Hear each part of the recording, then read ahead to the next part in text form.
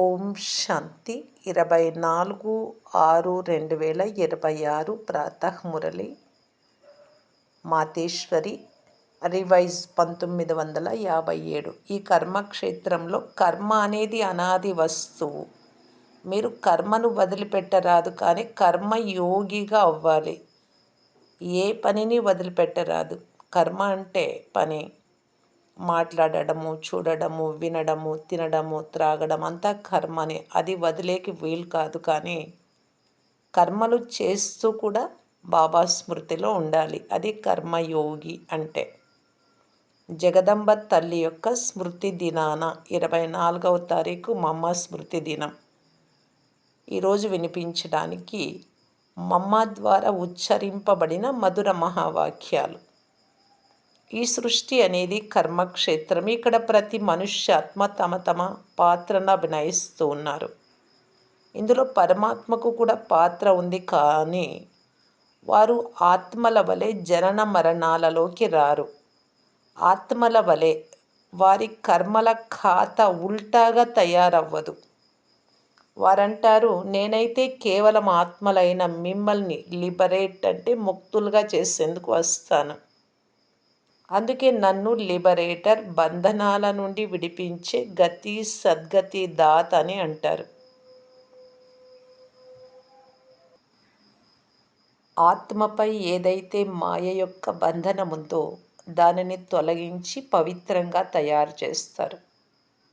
ఆత్మలను సర్వ బంధనాల నుండి విడిపించి వాపస్ తీసుకెళ్లటం నా పని అని తండ్రి అంటారు. కనుక ఈ సృష్టిలో ఏవైతే అనాది నియమాలు, పద్ధతులు ఉన్నాయో వాటిని కూడా అర్థం చేసుకోవాలి. అంతేకాక ఈ మనుష్య సృష్టి యొక్క వృద్ధి ఎలా జరుగుతుందో కూడా తెలుసుకోవాలి. తర్వాత ఈ జనాభా తగ్గిపోయే సమయం కూడా వస్తుంది. అంతేకాని ఈ సృష్టి ఇలాగే వృద్ధి చెందుతూ ఉంటుంది అని కాదు, అలా జరగదు. ఇది తగ్గిపోతుంది కూడా. కనుక సృష్టిలో ప్రతి వస్తువు కొరకు నియమం ఉంది. మన శరీరానికి కూడా నియమం ఉంది. మొదట బాల్యము, తర్వాత యవ్వనము, తర్వాత యువావస్థ, తర్వాత వృద్ధావస్థ. కనుక వృద్ధి కూడా త్వరగా జరగదు. వృద్ధి చెందుతూ చెందుతూ శిథిలావస్థకు చేరుకుంటారు. కనుక ప్రతి విషయం పెరగడం తర్వాత అంతమవ్వడం, ఇది కూడా ఒక నియమం. ఇదే విధంగా సృష్టిలోని జనరేషన్కు, తరాలకు కూడా నియమాలు ఉన్నాయి. ఒక్క జీవితంలోనే స్టేజెస్ స్థితి ఉన్నప్పుడు జన్మలకు కూడా స్టేజెస్ ఉన్నాయి.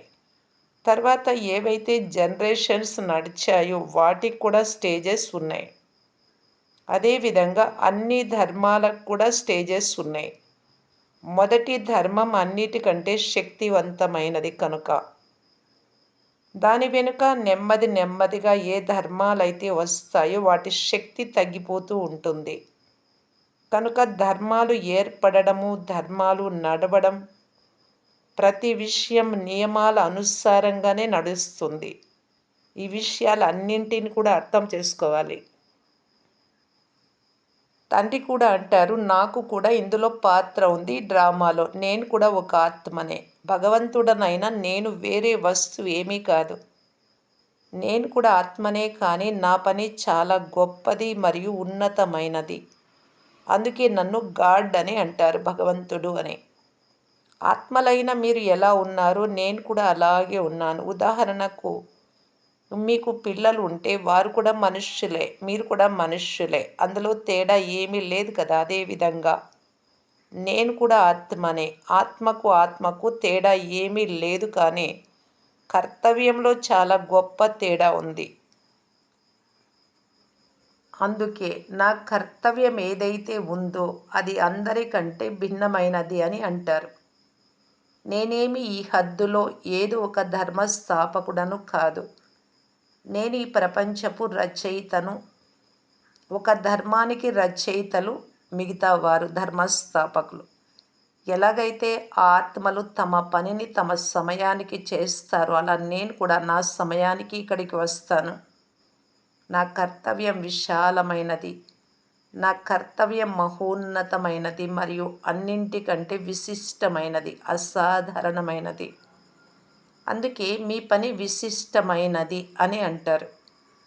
ఇంకా సర్వశక్తివంతుడు అని కూడా అంటారు తండ్రిని.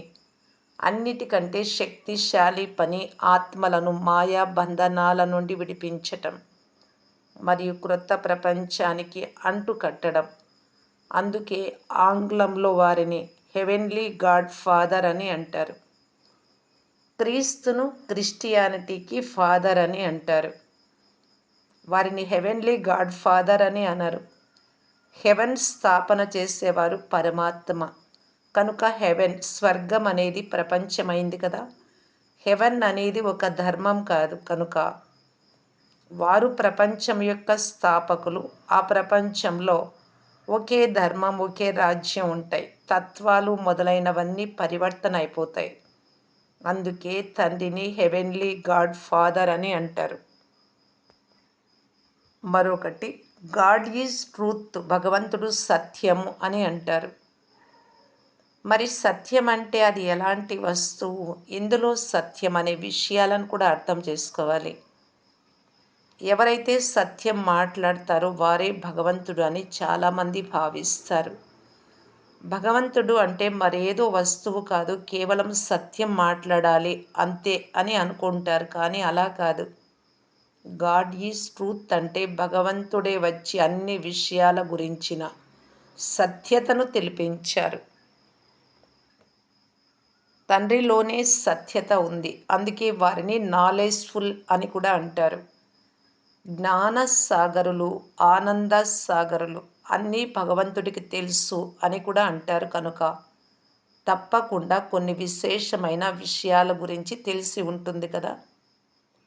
మరి వారికి ఏ విషయాల గురించి తెలుసు? ఫలానా వారు దొంగతనం చేశారు, భగవంతుడికి తెలుసు అని కాదు. భలే వారికి అన్నీ తెలుసు. కానీ వారికి అన్నీ తెలిసినటువంటి వారు అనే మహిమ ఏ విషయంపై వచ్చింది అంటే, మన ప్రపంచం ఏదైతే క్రిందికి దిగజారిపోయిందో అది ఉన్నతికి ఎలా వెళ్తుంది, ఈ సృష్టి చక్రం యొక్క విషయాల గురించి తండ్రికి తెలుసు. అందుకే భగవంతుడికి అన్నీ తెలుసు అని అంటారు. కనుక పరమాత్ముడి మహిమ మనుషుల కంటే భిన్నమైన పద్ధతి నుండి వస్తుంది. ఎందుకంటే వారికి అందరికంటే భిన్నమైన విషయాల గురించి తెలుసు. మనుషులకు హద్దు గురించి తెలుసు. అందుకే మనుషులను అల్పజ్ఞులు అని అంటారు. కానీ పరమాత్మను సర్వజ్ఞుడు అని అంటారు. వారిని ఆంగ్లంలో నాలెడ్జ్ఫుల్ అని అంటారు. అనగా సర్వము తెలిసిన వారు అని అర్థం. ఎవరైతే సర్వజ్ఞులో వారే సత్యం గురించి తెలుసుకోగలరు. యథార్థ విషయాల గురించిన జ్ఞానం ఎవరి వద్ద అయితే ఉందో వారు తప్పకుండా అందరికీ ఇస్తారు కదా.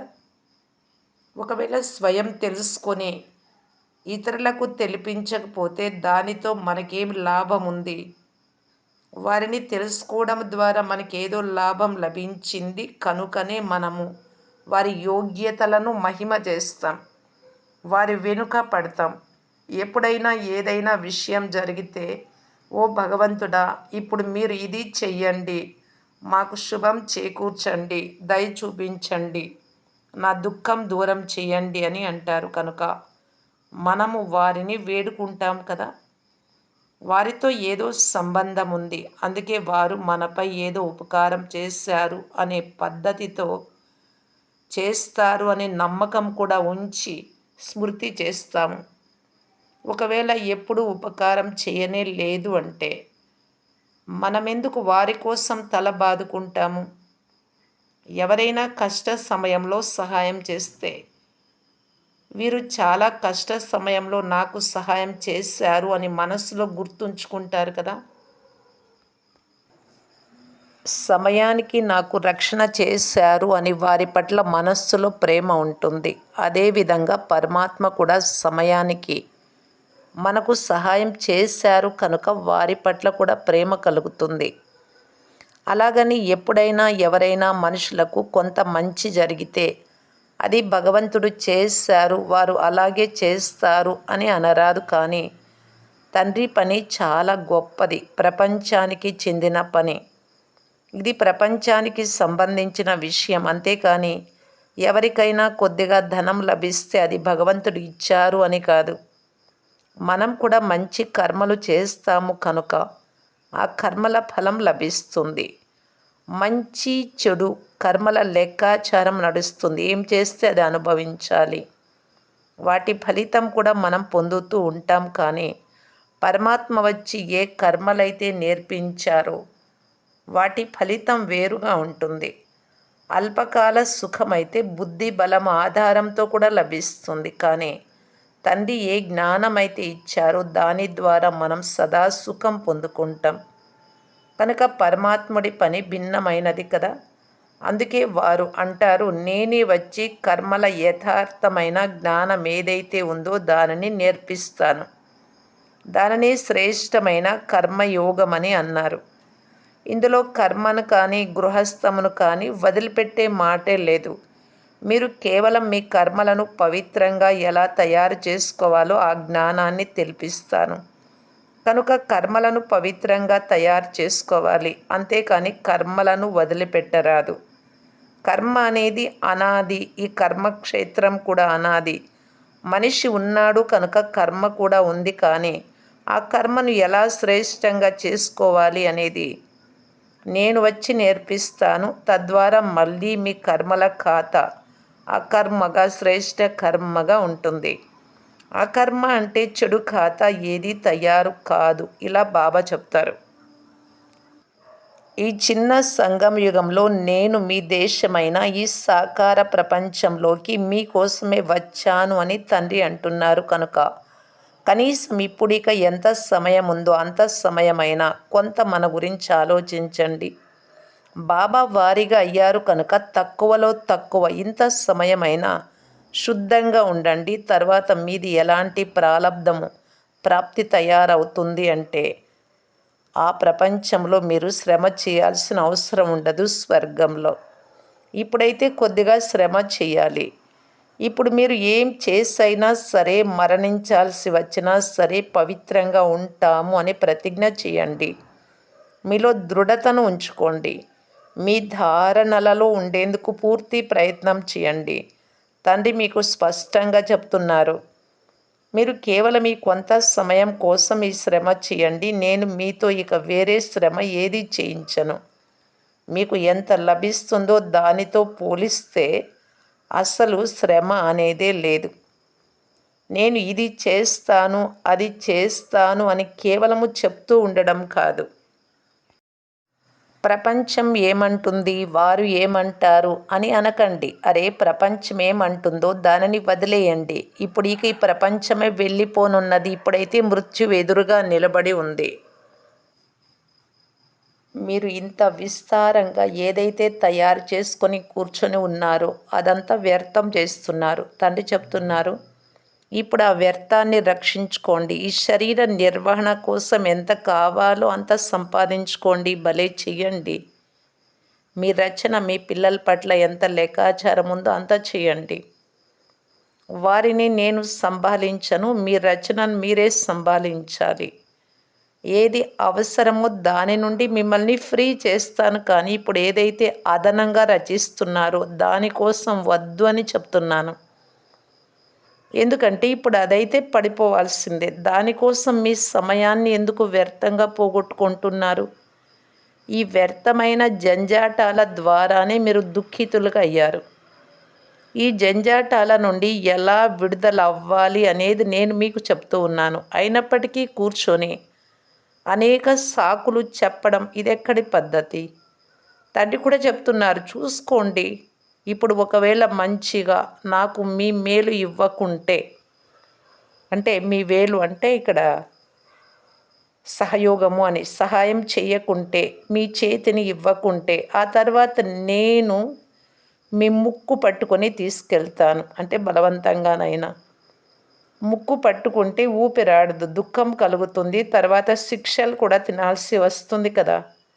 అందుకే ఇప్పుడు చేతిలో చేయి వేసి మంచిగా నడుచుకునే సమయం వచ్చేసింది అని చెప్తున్నాను. ఒకవేళ మంచిగా నడుచుకోలేదు అంటే తర్వాత నా చేతికి మీ ముక్కు కూడా వచ్చేస్తుంది. కనుక చూసుకోండి. తర్వాత ఆ సమయంలో ఏమీ అవ్వదు, ఏమీ చెయ్యలేరు కూడా. కనుక తండ్రి చెప్తున్నారు, పిల్లలు ఇప్పుడు మీరు నా వారిగా అయ్యి నా వద్దకు వచ్చి నా మాటలను విని కూడా మీరు ఏమీ చేసుకోలేదు చెయ్యలేదు అంటే అలాంటి వారి కొరకు చాలా కఠినమైన శిక్షలు ఉంటాయి. ఎవరికైతే అస్సలు తెలియదో ఈ జ్ఞానం వారి విషయం వేరు. ఎవరికైతే తెలుసో, ఎవరైతే కూర్చొని విని కూడా ఈ విషయాలలో పొరపాట్లు చేస్తారో వారికైతే మంచి జరగదు. ఎలాగైతే 10 రెట్లు లాభం ఉందో అలాగే అలాంటి వారికి 10 రెట్లు నష్టం కూడా జరుగుతుంది. అందుకే మీకు కలిగే నష్టం గురించి, హాని గురించి మంచిగా తెలుసుకోండి అని చెప్తున్నారు. కొద్దిగానైనా మంచిగా మీ బుద్ధిని తెరవండి. ఇప్పుడు తండ్రితో మీ బుద్ధి యోగాన్ని జోడిస్తే శక్తి లభిస్తుంది కనుక ఈ అన్ని విషయాలను అర్థం చేసుకోండి, మర్చిపోకండి. ఇప్పుడు ఏదైతే సమయం నడుస్తుందో దానిని గుర్తించండి, కొద్దిగా కళ్ళు తెరవండి, బుద్ధిని తెరవండి. సమయం యొక్క పూర్తి లాభాన్ని తీసుకోండి. మీ అదృష్టాన్ని పూర్తిగా మేల్కొల్పుకోండి. ఎలాంటి సాంగత్యమో అలాంటి రంగు అంటే ప్రభావం ఉంటుంది అని అంటారు కూడా కనుక ఎవరిలోనైనా ఇప్పుడు ఇంకా ఈ ధారణ పూర్తిగా లేకుంటే మాయ యొక్క సాంగత్యపు రంగు అంటుకుంటుంది. అందుకే చెడు వినకండి, చెడు చూడకండి, చెడు మాట్లాడకండి అని అంటారు. ఇక్కడ కూడా ఇలాంటి చెడులు చాలామందిని వదిలిపెట్టవు. తర్వాత ఒకరి సాంగత్య దోషంలోకి మరొకరు వచ్చేస్తారు. అటువంటి సాంగత్య దోషాల నుండి రక్షింపబడి ఉండాలి. సాంగత్య దోషం బయట ఉంది, ఇక్కడ లేదు బాబా దగ్గర అని అనుకోకండి. ఇక్కడ కూడా అది తిరుగుతూ ఉంటుంది. ఎందుకంటే వాటి రాజ్యం ఉంది కదా, మాయా రాజ్యం. అందుకే మంచి రీతిగా కవచాన్ని ధరించి ఉండండి అని తండ్రి చెప్తున్నారు. కవచం ఉంటే దాని తుపాకీ గుండు మీకు తగలదు. యోగం అనేదే కవచం, జ్ఞానం అనేది కత్తి. ఈ అస్త్ర శస్త్రాలన్నింటినీ మీ వద్ద మంచి రీతిగా సంభాళించి పెట్టుకోండి. ఎవరు చేస్తారో వారు పొందుతారు అని కూడా అంటారు. ఇవైతే భవిష్య ప్రాలబ్ధాన్ని తయారు చేసుకునే విషయాలు. ఇక్కడైతే ప్రాలబ్ధాన్ని అనుభవించేది లేదు కదా. ఇక్కడైతే గురువుగా అయ్యి ఎవరు కూర్చుండి పోరాదు, ఇందులో ఎవరు ఆపార్థం చేసుకోరాదు అని ఈ విషయాలన్నీ అర్థం చేయించడం జరుగుతుంది. కనుక ఈ విషయాలన్నింటినీ గమనంలో ఉంచుకొని స్వయాన్ని, ఆత్మను సురక్షితంగా ఉంచుకోవాలి. ఇక్కడ ఖర్చు మొదలైన వాటి విషయాలు ఏవి ఉండరాదు.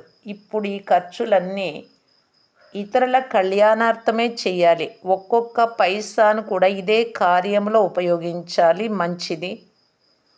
మధురాతి మధురమైన చాలా మంచి అప్రమత్తంగా ఉండే పిల్లల పట్ల బాప్దాదా మరియు తల్లి యొక్క, జగదంబ తల్లి యొక్క ప్రియ స్మృతులు మరియు గుడ్ మార్నింగ్. మంచిది. ప్రశ్న: మమ్మని అడిగారు, మమ్మ మేము నడుస్తూ తిరుగుతూ యోగం యొక్క ఉన్నతమైన స్థితిలో ఎలా స్థితం అవ్వగలము? జవాబు: వాస్తవానికి మన ఈ జీవితము సహజ యోగం యొక్క జీవితంగా అయిపోవాలి.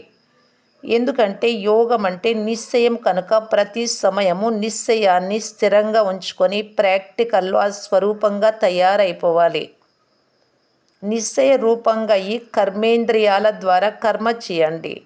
స్థూల కర్మేంద్రియాల ద్వారా ఏ కర్మ చేస్తున్నా సరే స్వయం అదే సుఖస్వరూప స్థితిలో లౌలీన్గా ఉండాలి. మీ ముఖం సదా సుఖస్వరూపంగా రమణీకంగా కనిపించాలి. ఈ అశుద్ధ సంకల్పము వికల్పము ఉండరాదు. ఈశ్వరీయ ఆనందంలో ఆంతరిక మగ్నావస్థలో ఉన్నట్లయితే అప్పుడు ఏ అశుద్ధ సంకల్పం కానీ వికల్పం కానీ ఉత్పన్నం అవ్వదు. శుద్ధమైన పవిత్రమైన ధరణిలో ఏ సంకల్పమైతే ఉత్పన్నమవుతుందో అది లోక సంగ్రహం పట్ల లేక స్వంత ఉన్నతి పట్ల ఉంటుంది. మధుబన్ వాతావరణం ఎగ్జాంపుల్. ఇది అతి మధురమైన సుందరమైన అవస్థ. ఇది సమయానికి సహాయం చేస్తుంది. ఇటువంటి ఈశ్వరీయ అలౌకిక మధురమైన పవిత్రమైన జీవితాన్ని తయారు చేసుకునే బంగారు అవకాశం ఇప్పుడే మీకు లభించింది కనుక ఇటువంటి అవస్థను తయారు చేసుకునేందుకు కొద్దిగా శ్రమ చేయండి. మనం యోగంలో కూర్చున్నప్పుడు లోపల మంత్రము, పూజ, జపము మొదలైనవి ఏవీ చెయ్యం. భక్తి మార్గంలో లోపలి ఏదో ఒక ప్రార్థన చేస్తారు, మాల జపిస్తారు, దేవతామూర్తిని ఎదురుగా ఉంచుకొని పుష్పాలను అర్పిస్తారు. వారు లోపలే అన్నీ చేస్తారు. దానిని మనస పూజ అని అంటారు. కానీ మన యోగంలో మనం కేవలము మన స్వస్వరూపం ఆత్మస్వరూపంలో స్థితమై సుఖస్వరూపంగా అయిపోతాం. మన మనస్సు సహితంగా అన్ని కర్మేంద్రియాలను కంట్రోల్ చేసి ఏకాగ్ర చిత్తులుగయ్యి ఈశ్వరీయ సుఖస్వరూపంగా అవుతాం. దీని కొరకు వ్యక్తిగత యోగం యొక్క సమయం నియమితమై ఉంది. ఒకే సమయంలో కూర్చొని అభ్యాసం చేస్తాం.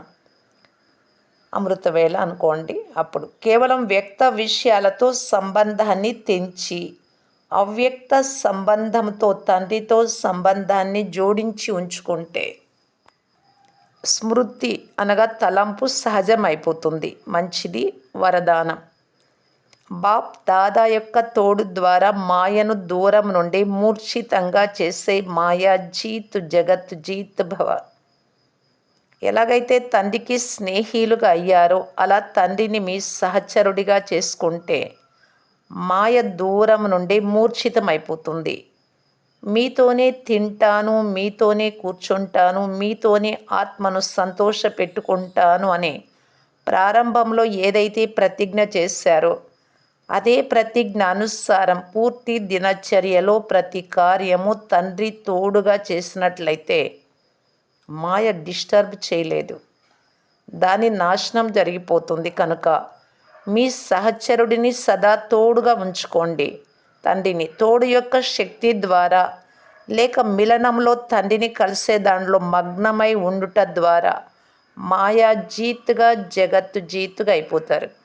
స్లోగన్: మీ ఉన్నతమైన వృత్తి ద్వారా ప్రవృత్తిలోని పరిస్థితులను పరివర్తన చేయండి.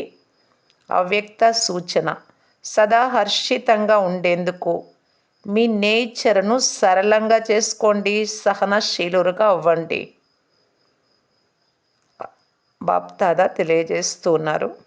అవ్యక్త స్థితి అనే దర్పణాన్ని స్వచ్ఛంగా మరియు స్పష్టంగా చేసుకునేందుకు సరళత, శ్రేష్టత మరియు సహనశీలత ఈ 3 విషయాలపై గమనం ఇవ్వండి. ఒకవేళ ఈ 3 విషయాలలో ఏ ఒక్క విషయంలోనైనా లోపం ఉంటే దర్పణంపై కూడా ఆ లోపం యొక్క మచ్చ కనిపిస్తుంది. కనుక ఏ కార్యం చేసినా అందులో సాధారణత కనిపించరాదు. సాధారణతను శ్రేష్టతలోకి మార్చుకోండి. ప్రతి కార్యంలో సహనశీలతను, వాచాలో సరళతను ధారణ చేయండి. అప్పుడు సర్వీస్లో సఫలత కనిపిస్తుంది. ఓం శాంతి.